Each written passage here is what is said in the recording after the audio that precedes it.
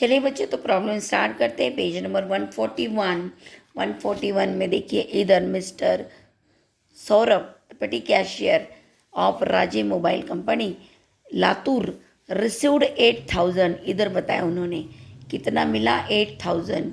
किसको? पेटी कैशियर को। पेटी कैशियर कौन है? सौरभ। सौरभ को 8,000 रुपये मिला on June 1, 2019 from the head cashier. Head cashier से पेटी कैशियर को कितना पैसा मिला? 8,000 1 तारीख को, जून 1।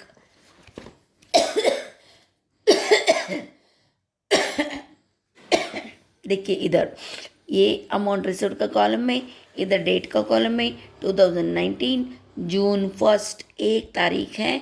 और अपने को क्या मिला है? कैश मिली है, यानी कैश हमारे पास आई है। हमारे पास कैश आई है मतलब cash comes in. Cash comes in, cash comes in है, इसका मतलब डेबिट व्हाट कम्स इन, मतलब ये कैश हमको रिसीव्ड हुई है, कैश मिली है, इसलिए वो डेबिट साइड में जाएगी। यहाँ डेबिट साइड ये एक ही है, ये यही कॉलम डेबिट साइड है। अमाउंट रिसीव्ड में अपन लिखेंगे 8,000, तारीख है 1, और ये डेबिट साइड है इसलिए इधर लिखेंगे 2। क्या मिला है? कैश मिली है, इसलिए लिखेंगे कैश अकाउंट। देखो बच्चों ध्यान से, यहाँ डेबिट क्रेडिट एक ही में है। Debit side left hand side, credit side right hand side.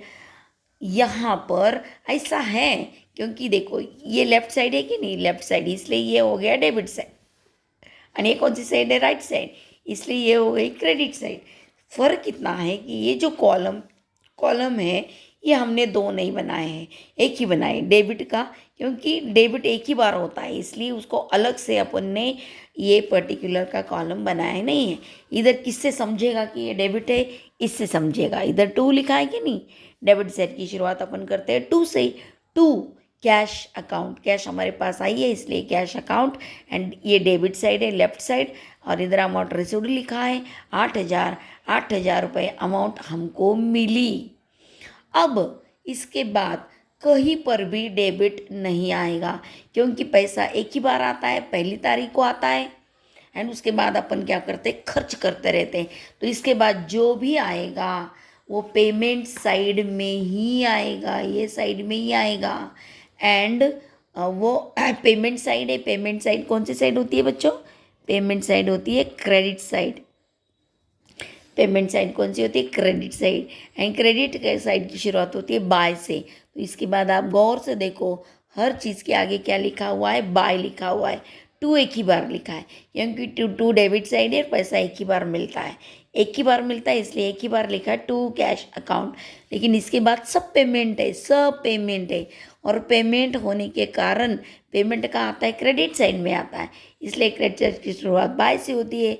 तो हर जगह क्या दिखेगा? बाय, बाय दिखेगा। चलिए अभी अपन करते जाएंगे। ऑटो फेयर, फेयर मतलब भाड़ा, किराया। फेयर का मतलब होता है किराया।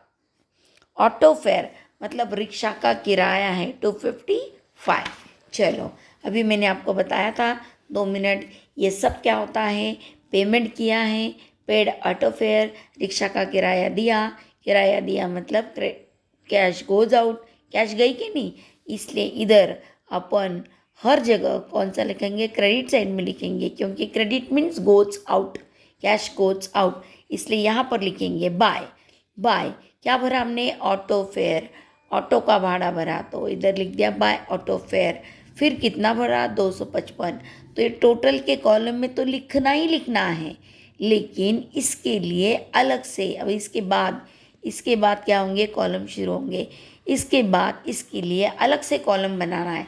देखिए इधर उन्होंने इसको डाल दिया है, ऑटो फेयर है, फेयर यानी किराया, किराया ट्रैवलिंग में डाल दिया है, क्योंकि ट्रैवलिंग कन्वीनियंस, ट्रैवलिंग के लिए मैंने बोला था कि बिजनेस के काम के लिए यदि कोई बाहर जाता है तो उसका जो भी खर्च आता है, रिक्शा का भाड़ा, रेलवे का भाड़ा, जो भी होगा वो किस में डालना है? ट्रैवलिंग में डालना है।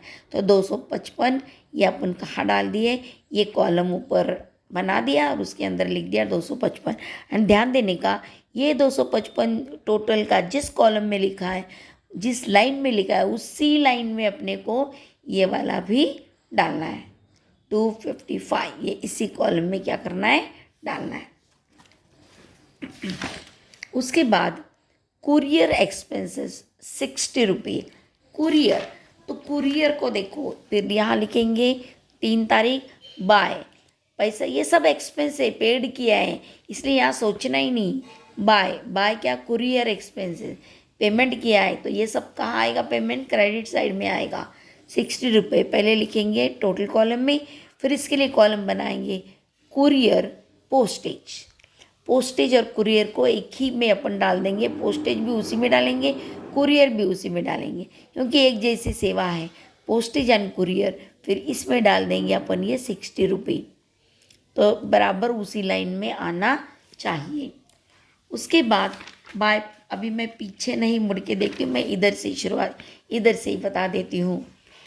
4 तारीख को postage stamp, postal stamp, by postal stamp कितना है, 210। अब पोस्टल स्टैम्प पे इधर पोस्टेज कॉलम हमने बना के रखा था, तो उसी में अपन ये क्या कर देंगे, इसको भी उसी कॉलम में डाल देंगे। मतलब अमाउंट अपने को 2 बार लिखनी है, एक टोटल में लिखनी है एंड दूसरा वो कॉलम बना के उसके अंदर लिखनी है।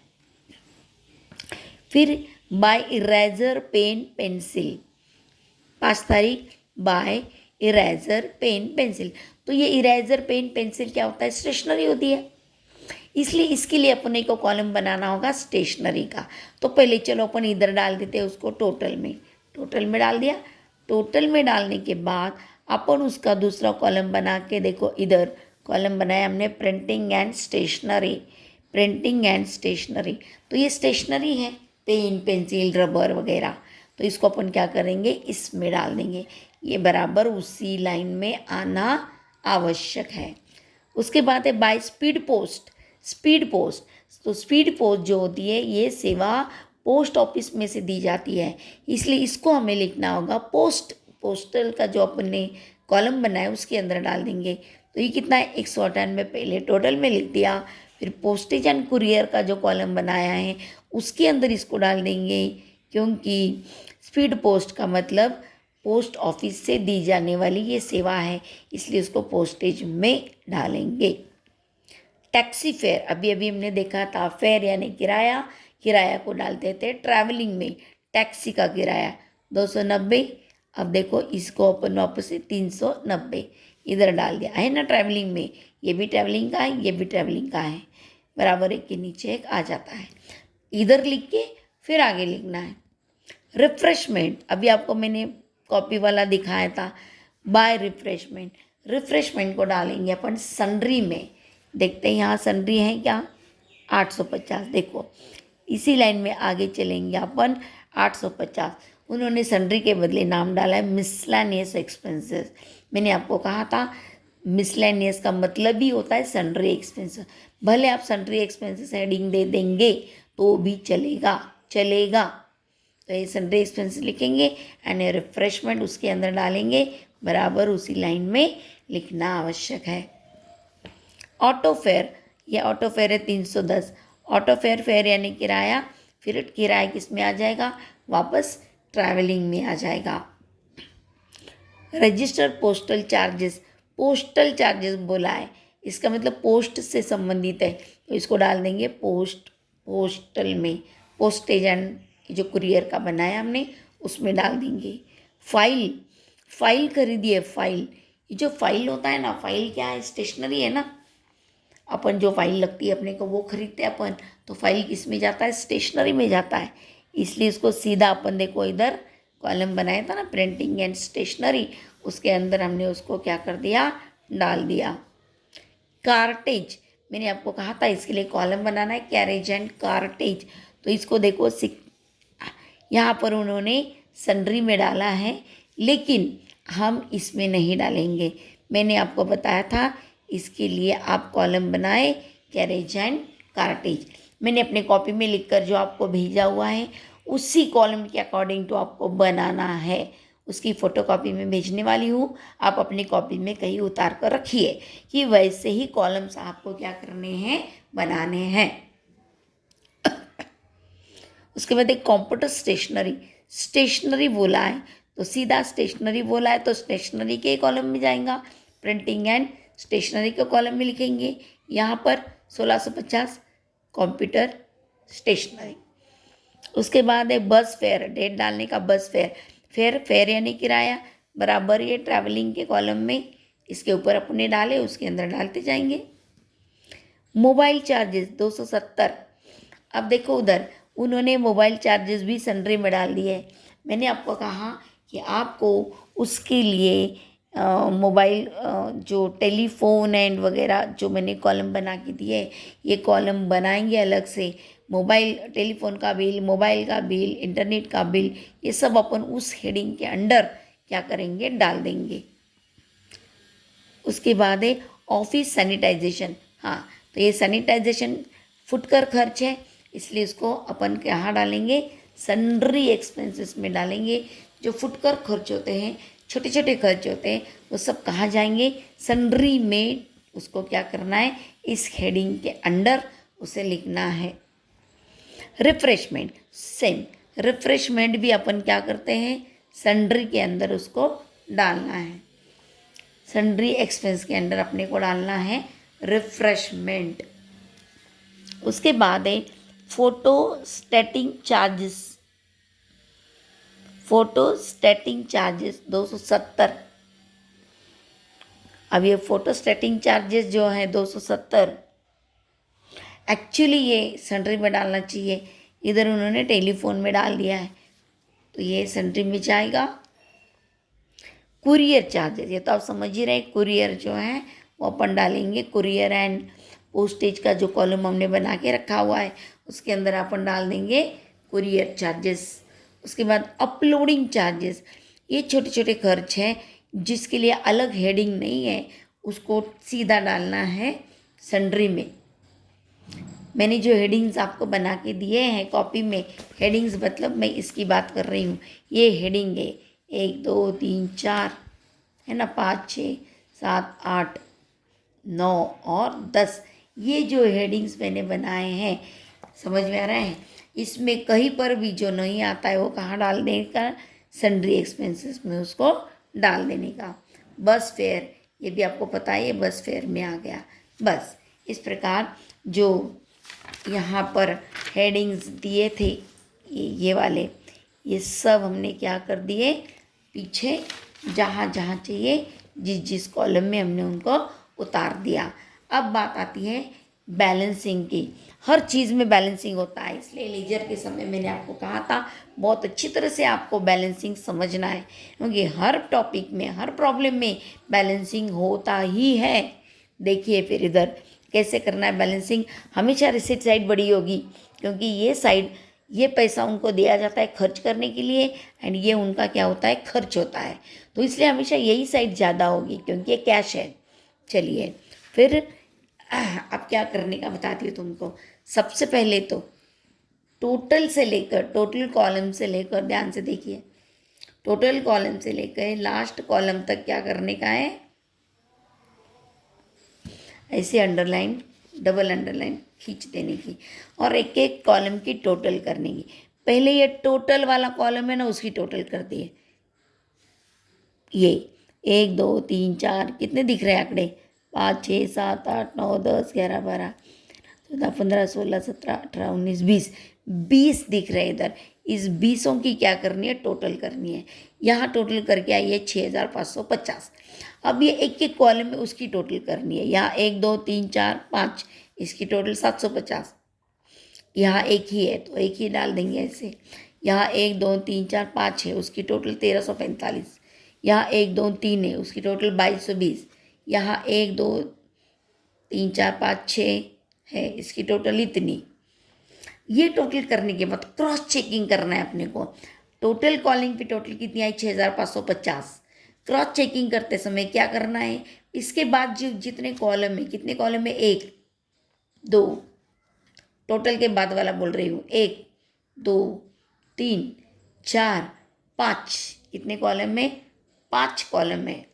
इन 5 कॉलम की क्या करनी, टोटल करनी, 1 2 3 4 5, इनकी टोटल करना है। तो बराबर वो टोटल इतनी ही आती है, 6,550 ही आती है। और आएगी नहीं आती है मतलब तुमने कुछ तो यहाँ लिखना छोड़ दिया है, कुछ तो गड़बड़ हो गया है। ये टोटल आनी ही चाहिए। चलो, तो ये हो गई 1 2 3 4 5 6, ये कॉलम हमने टोटल कर दी, ये अमाउंट बराबर आई। अब बैलेंसिंग करना है। अब यहाँ 2 4 लाइन छोड़ के फिर क्या करना होगा, ये 8,000 है कि नहीं, ये 8,000 इसको हमने यहाँ उतार दिया, बराबर है।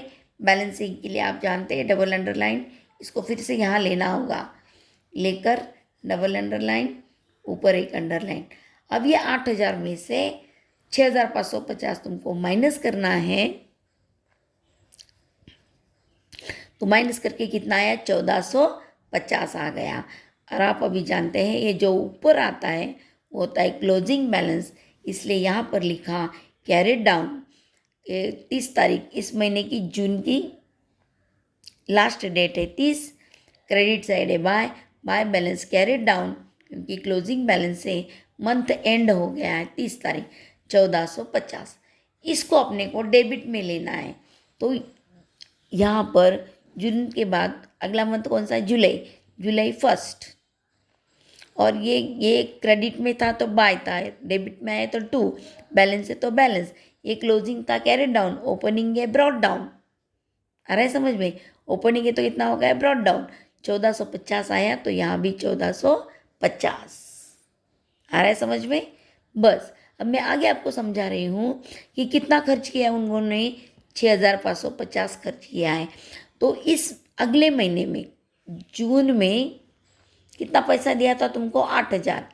तुमने कितना खर्च किया, 6,550। तो जुलाई में तुमको 8,000 नहीं मिलेगा, तुमने जितना खर्च किया उतना मिलेगा। खर्च कितना किया, 6,550, तो तुमको उतना ही मिलेगा, 6,550। 1 तारीख टू कैश अकाउंट इतना पैसा आया, 6,550 मिलेगा, 1,450 तुम्हारे पास बैलेंस है। दोनों की टोटल करो तो 1 जुलाई को भी तुम्हारे पास कितना पैसा बचेगा, 8,000 रुपये रहेगा। जैसे जून 1 को तुम्हारे पास 8,000 रुपये थे, ऐसे जुलाई 1 को भी तुम्हारे पास 8,000 रुपये रहेंगे। तुम्हारा बैलेंस है इतना, तुमको पैसा मिलेगा इतना, 6,550। जितना तुमने खर्च किया उतना ही तुमको क्या होने वाला है, मिलने वाला है।